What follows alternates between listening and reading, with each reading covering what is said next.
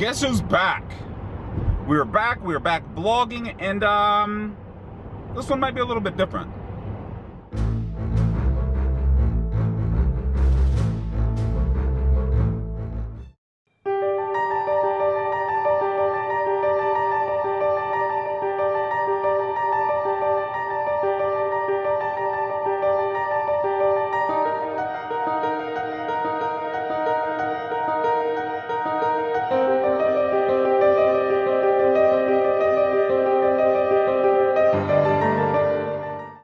What a strange year last year was. Honestly, it started out as the best year ever. Well, besides losing Kobe. An early trip to Vegas for Andrew Neme's 40th birthday party, some super profitable poker sessions, and then another trip to Vegas in early March for the GPI Poker Awards. I met some really great people, had some really good food, and then everything just kind of fell apart. COVID started sweeping the world, shutting down entire states in its wake.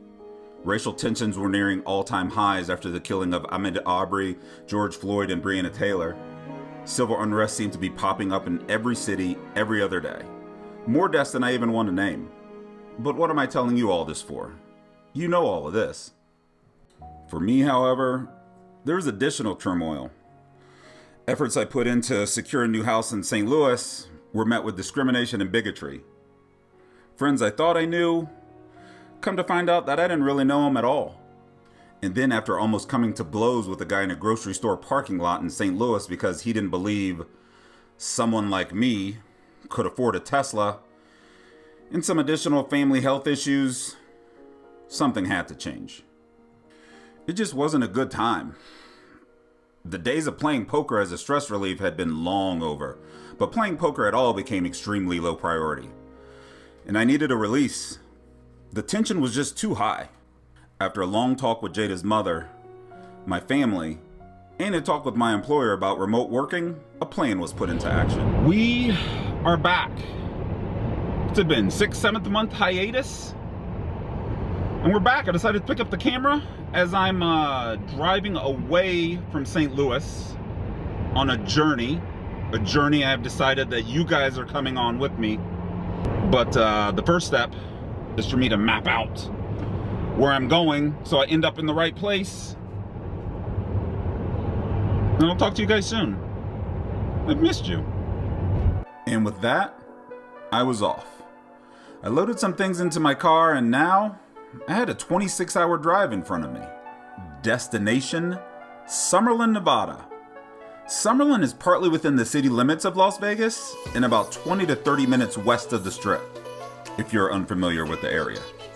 Jada's mother and Jada herself would be leaving and heading west as well, as soon as Jada finishes 5th grade, so May-ish. Not particularly relevant to the story, but my father, who lives in Cincinnati, he's moving to Vegas as well. Henderson. Day 1 of the trip took me to Wichita, Kansas, a city I actually lived in for a few years in the late 90s. I'd spend the night there before the longest leg of the trip would take me through Oklahoma, Texas, and into New Mexico. Day 2, we're in Wichita, Kansas. Not much else you can say about that. It's just Wichita, Kansas.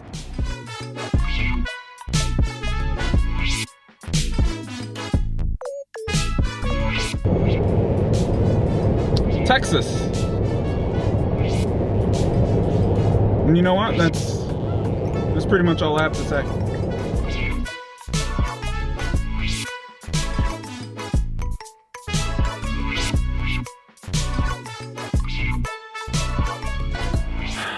Shamrock, Texas. That's where I'm at. Shamrock. Never heard of Shamrock. I'll probably never be in Shamrock again. But as of right now, we're charging the automobile in Shamrock. This is like the town that time forgot, except for the Tesla charging station.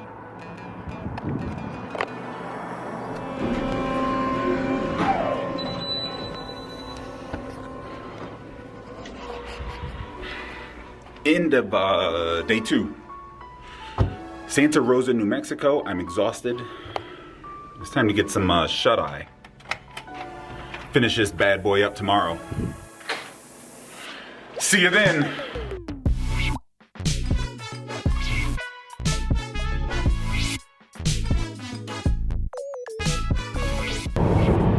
Almost in Albuquerque, and I had an idea. You know what? Let's go get touristy for a second. Why not? I'm not in a rush.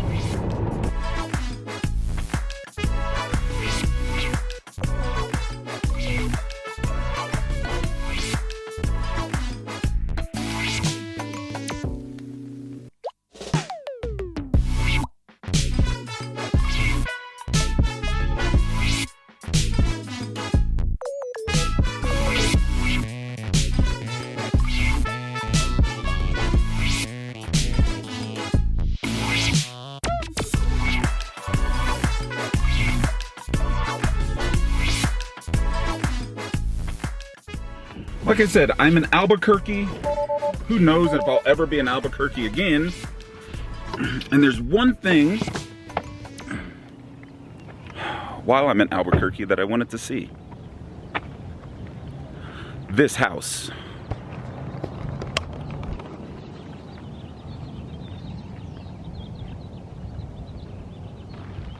This, believe it or not, is the house where Breaking Bad was filmed.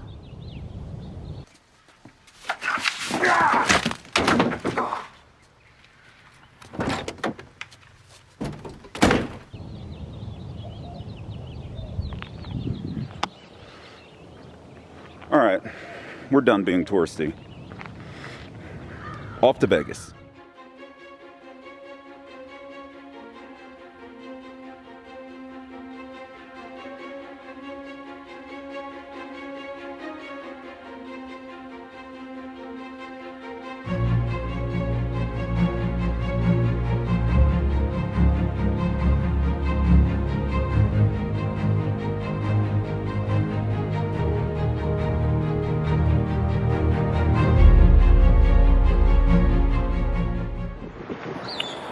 We are in Kingman, Arizona. It's sunny and windy and beautiful. And I'm pretty happy, even though this trip has been long. We're 3 hours away from the final destination of Las Vegas, and I am ready to get out of this car.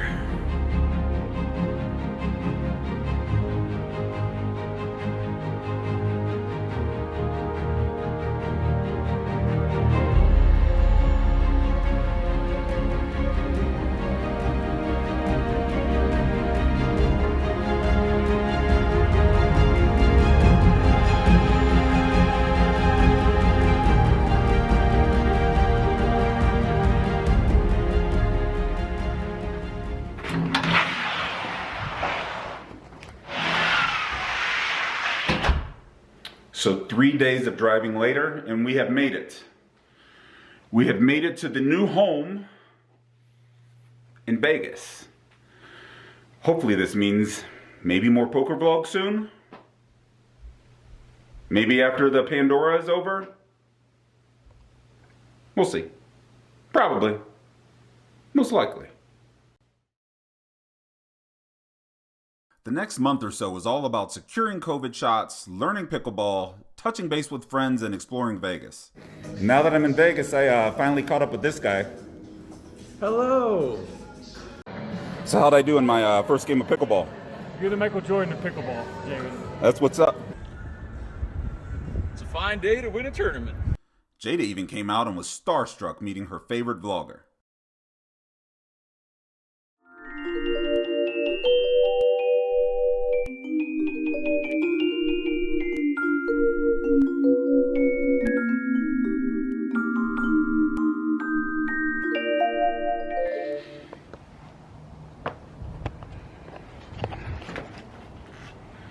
Guess what we're doing?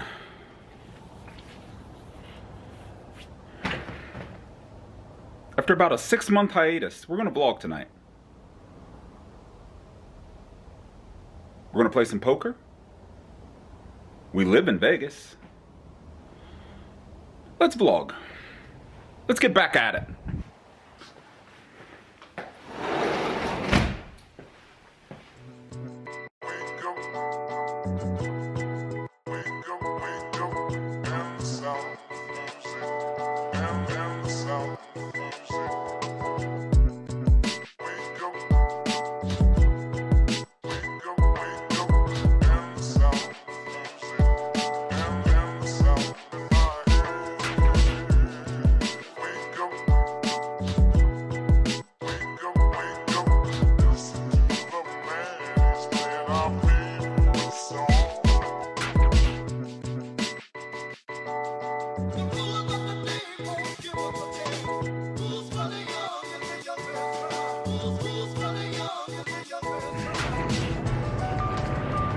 First vlog session back, and it looks like I am at the Bellagio. Although this is my first vlog session, this isn't the first session I played in Vegas. The first session I played in Vegas, my whole shake off the rust session, was a 2.5 session here at Bellagio. In that session, fourth hand dealt, I turned a royal flush. Looks like that. Royal flush. Fourth hand back in a three-way all-in pot. And needless to say, that session went well. This will be my third session back. My first vlog session. So let's see how this whole thing goes.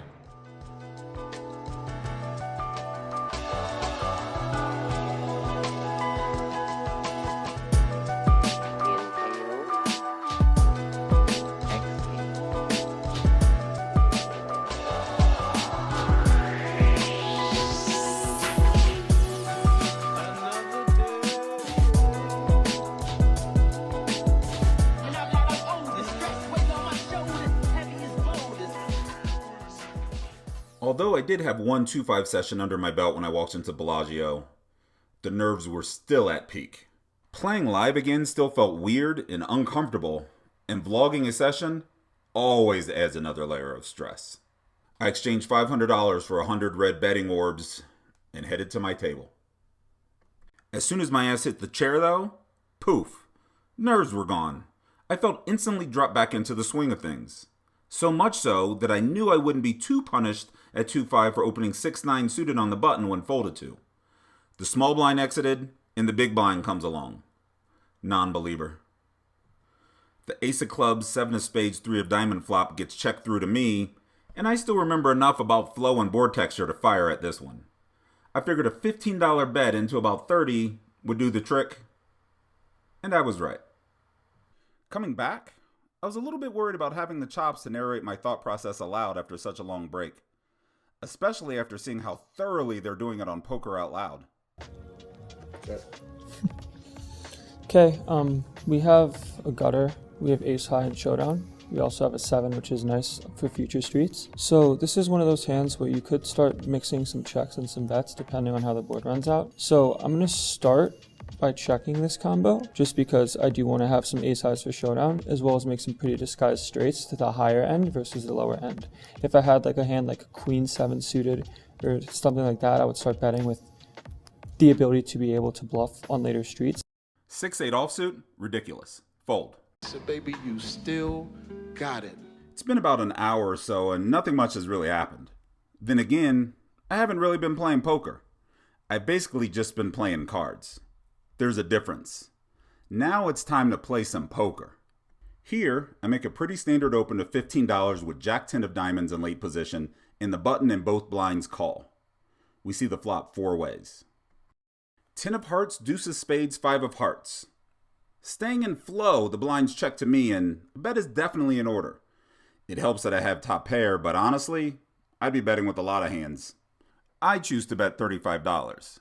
The button calls, the blinds fold, and heads up we are. The turn 3 of hearts brings in the front door flush, and I check. So does he. The river deuce of diamonds pairs the board, and I get an idea. I know I have Jack-10 of diamonds, and you know I have Jack-10 of diamonds, but this guy doesn't. He doesn't know what the hell I have. I could have ace queen of hearts for all he knows. So let's lead out and turn our actual middle strength hand into a bluff that isn't scared of a flush or a full house, even though this line makes little sense. Let's do it anyway. Let's poker. I lead out for $75 and get quickly min raised to 150. Well, river raises as bluffs at this level are few and far between, and rebluffing here, well, that would be suicide, which leads me to one option. I fold and, he shows me ace four of hearts. So much for pokering. After that slight misstep with jack 10 suited, we decided to just settle in a bit. Just fold what you're supposed to fold, and then just try to flop the world with decent starting hands. Simple.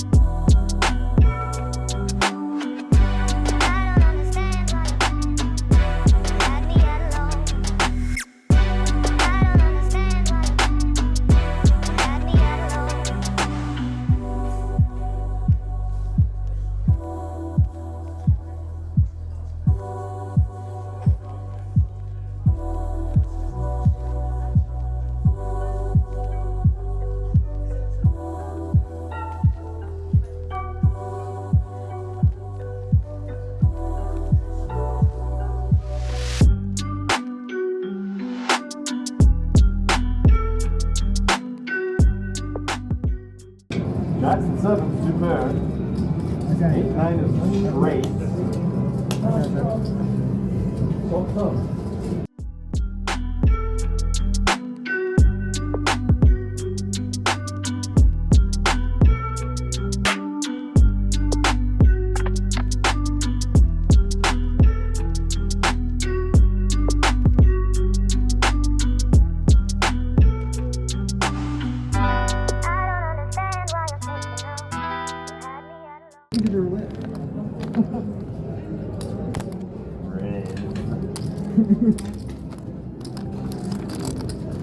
You're reading him.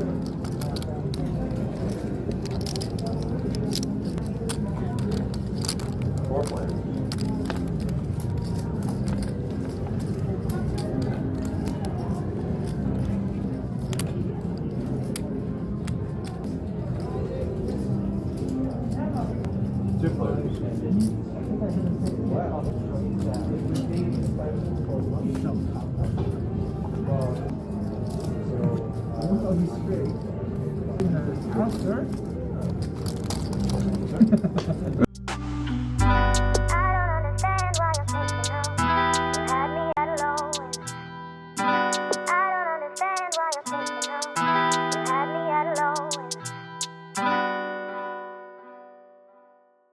Pretty standard hand here. Folds to me and I open the button to $15. It just so happens that I have pocket tens, but that's not really the important part. The important part is that the big blind calls. This guy was tight. Like super tight. If you stuck a lump of coal up his ass, in 2 weeks you'd have a diamond. I'm scared.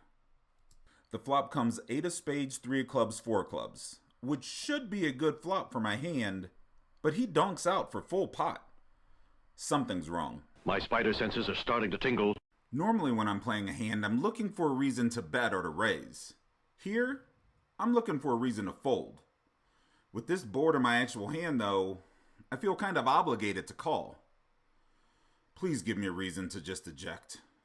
The king of diamonds peels on the turn and he insta-fires $100. Thank you. There's my reason. I'm out. The very next orbit, we pick up pocket tens again, this time in the cutoff. A middle position player is open to $15, and we decided to just call. The super type villain from the last hand? Well, he's now in the small blind. He's also in the tank. Over 2 people, he 3-bets to $80. Sirens go off. My spider senses are starting to tingle. When the original opener folds, I quickly just follow suit. His $500 stack isn't deep enough for me to set mine. He proudly flips over 2 aces, which honestly surprises no one. Not all of my plays worked. Sometimes I'd get caught, but the table was mostly passive, and I was picking up pots just by betting.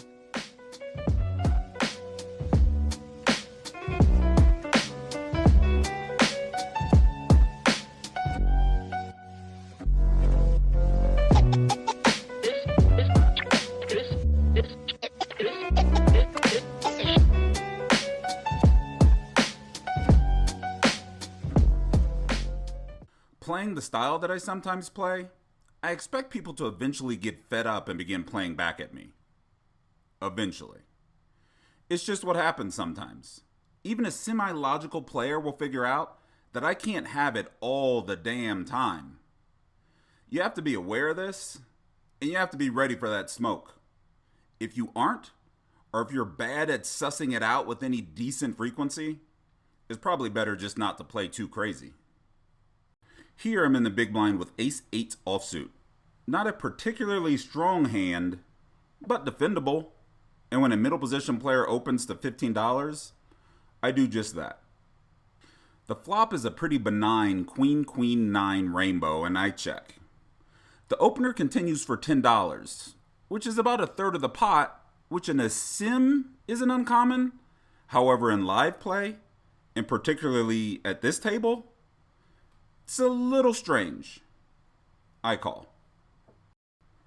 The turn 6 of clubs shouldn't change much about the opener's holdings. I check and he bets $30, but again... My spider senses are starting to tingle. Something feels wrong. A combination of betting speed, his body language, his sizing, or all of them together didn't jive. I call the $30. The river 5 of spades hits, I check, and he goes into the tank.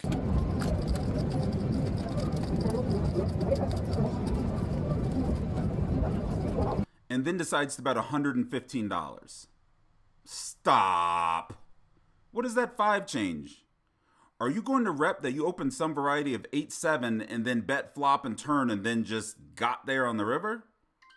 I guess you could possibly have a queen and be the only person on the table that doesn't go into overprotection mode on the turn. I guess. You either have a full house or nothing. I call the 115. Obviously you win. What is that? I can't see what he has. 10 high.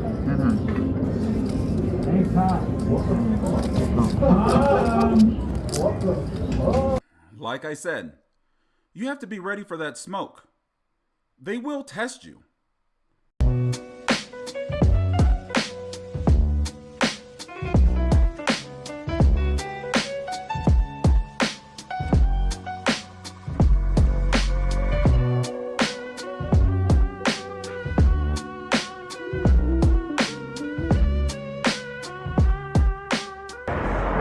You know what we have here? We have a mid-session update, and I don't even know if I remember how to do these things anymore. So let me tell you what's going on in this game. I'd like to say a big bunch of nothing, but that's not really true. I'm running like God, because that's what I do. Won a pretty big pot with a rivered straight. Called down a guy with ace high, that was good. Made a guy fold a set of tens. Some other little things here and there, and I bought him for $500, and I think I'm about $1,600 up. Don't ask me how. Table's pretty tight. There was also a hand where I flatted tens pre-flop, folded to a raise. Turned out I was right. Old man Coffee had pocket aces. So, you know, I'm just zigging and zagging. And so far I've been zigging when I should zig and zag when I should zag. But I planned on keeping this mid-session update short, and I did. Mid-session update number 1 in the books. The plan was to play a session on the shorter side. What wasn't planned, however, was for the table to essentially die about an hour after the mid-session update. Nothing of any substance really happened in that last hour, and I was happy to book a win and wrap up the evening.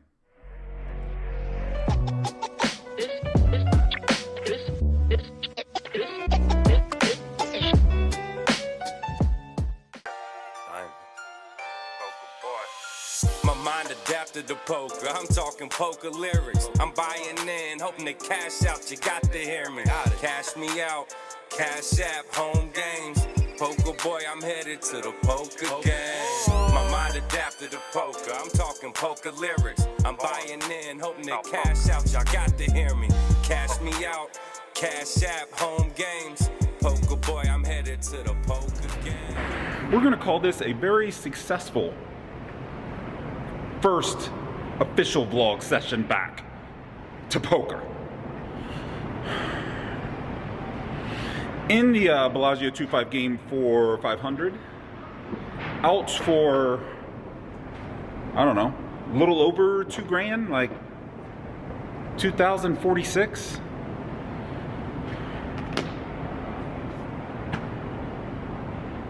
I can't complain, you know? I can tell you this. One of my biggest worries about coming back to the game was I thought the game had passed me by in my hiatus. I'm not saying the players were bad, but they were kind of bad. And it's not like I was playing the best either. And I won a couple sizable pots, I knew when to fold, and I walked away with my winnings. It's still relatively early here, it's like 9:30. So who knows if this is the end of the thing. But if it is,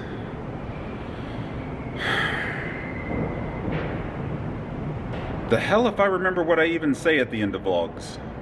Like, subscribe, comment. See you next time. I really don't remember. I really don't. That's funny. Community, you can help me out. My YouTube channel, The Poker Boy, you should know me by now. Brad Owen, Andrew Nemi, you gon' see me, I'm found. Drawing dead vlog, look like my body mind adapted to poker. I'm talking poker lyrics. I'm buying in, hoping to cash out. You got to hear me. Wait, did you think it was over?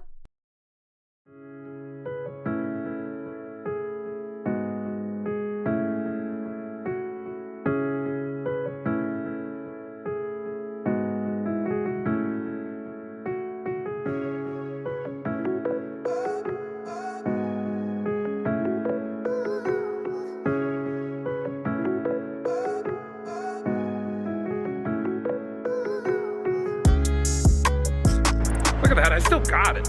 One take, Jamin.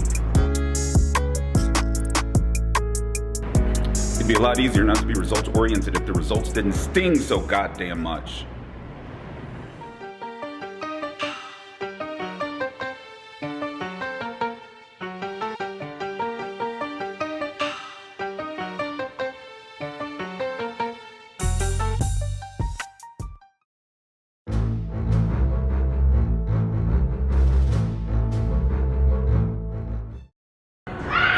But I planned on keeping this mid-session up. But I planned on keeping the poker session as it's. But I planned on keeping the poker. This is the first official mid-session update. This is the first official mid-session update of. We're on a trip away from St. Louis. And why I decided to pick up the camera when the sun's in my eyes, I have zero clue. Day 2, we are in, which is